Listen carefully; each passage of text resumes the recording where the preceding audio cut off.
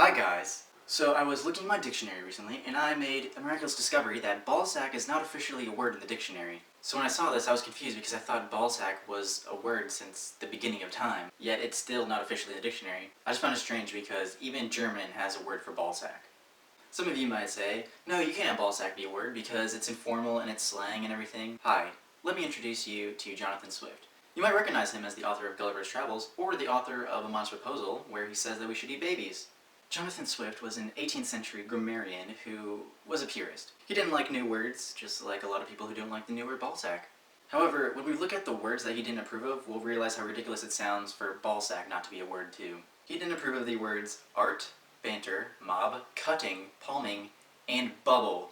Every kid who is born knows what a bubble is. Babies make bubbles in their mouths, and he didn't like the word bubble.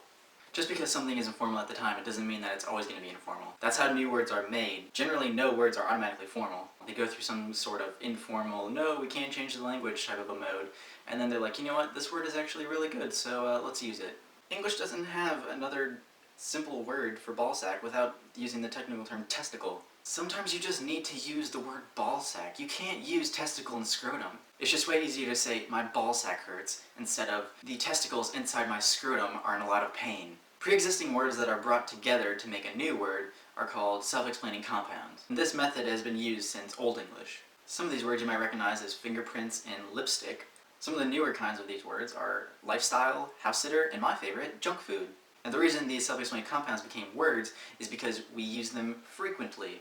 So just like how junk food became a word because everyone used it, let's make ballsack officially a word, once and for all. How do we do this, you may ask? Well, use it. Use the word ballsack all the time. Use it in formal conversations, informal conversations, college papers, news articles, billboards, commercials. Any type of way we can spread the word about the word ballsack.